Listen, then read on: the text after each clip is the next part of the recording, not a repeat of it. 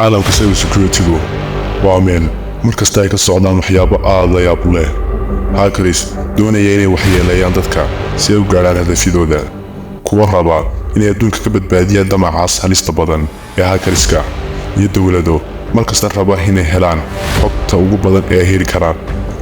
muuqaalkan waxaynu kaga hadli doonaa meesha ay dambiilayaasha cyberka, dawladaha iyo cid kasta oo rabta xogi ku kala iibsadaan iskuna wadaarsadaan xogaha ugu xasaasisan ee ugu halista badan, xogahaas oo burburin kara dhaqaalaha shirkado waaweyn ama dawlado. meeshaasina waa zero day market. intaynaan ka hadal zero day market, aynu isla fahanno zero day.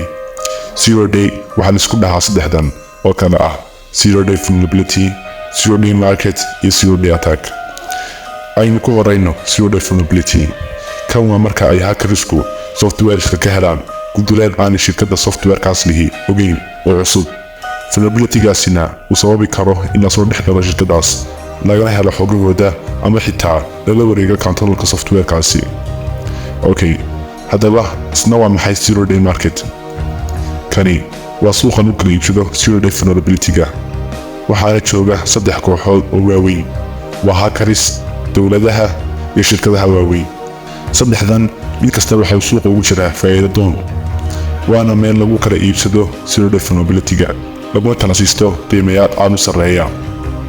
haddii aad isweydiinayso sababta shirkadaha waaweyn ugu jiraan suuqan, waa inay helaan xogta haddii softwareskooda laga helo zero day vulnerability, halkii ay groups kale oo hackers ay iibsan lahaayeen oo halis ku noqon lahaayeen, iyaga ayaa iibsada oo xalista. haddaba suuqan waxaa u qaybsan yahay 3 qaybood: white market, grey market iyo black market. white market waxaa wax ku iibiya white hat hackerska, iyagoo si sharci ah u soo hela zero day vulnerabilities-ka, kadibna si sharci ah uga iibiya shirkadaha. qaybta labaad waa grey markets, iyana waxaa wax ku iibiya grey hatska, waxaana suuqan aad ugu xidhan oo wax ka iibsada dawladaha iyo shirkadaha qaabilsan arrimaha ammaanka ee security firmska. qaybta saddexaad waa black marketka, waxaana lagu kala iibsada dhammaan guruubyada dambiilayaasha ah ee sharci darrada ku dhisan, waana kan ugu qarsoodiga badan saddexdoodaba. haddaba sidee ayay isugu xidhan yihiin zero daysku? okay, ugu horreyn waxay hackersku soo helayaan zero day vulnerability, kadibna waxay keenayaan suuqan zero day market, iyagoo ku iibinaya vulnerability-gaas qiimaha ay doonaan. waxayna ku iibinayaan 3 meelood ee suuqan hadba ka ay rabaan.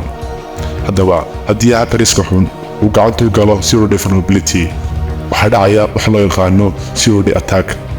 zero day attack waa mid ka mid ah weerarada cyberka ee ugu halista badan, maadaama ka faa'iidaysanayo vulnerability ama guduleel aan hore loo ogeyn, lana hayn xalkiisa, ayna qaadanayso waqti in la ogaado oo la xaliyo guduleelkaasi.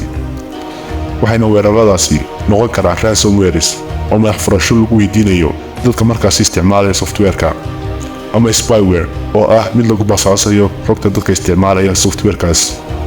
muuqaallo hore ayaynu kaga warramnay weeraro ay ka mid ahaayeen WannaCry iyo NotPetya. labadubana waxay ka faa'iidaysanayeen zero day vulnerabilities aan xal loo hayn markaasi, waxayna geysteen khasaare aad u ballaaran. arrintan zero day vulnerability waxay kor u qaadaysaa muhiimadda ay leedahay in mar kasta lagu baraarugsanaado vulnerabilitieska ama guduleelada iyo update garooyintooda.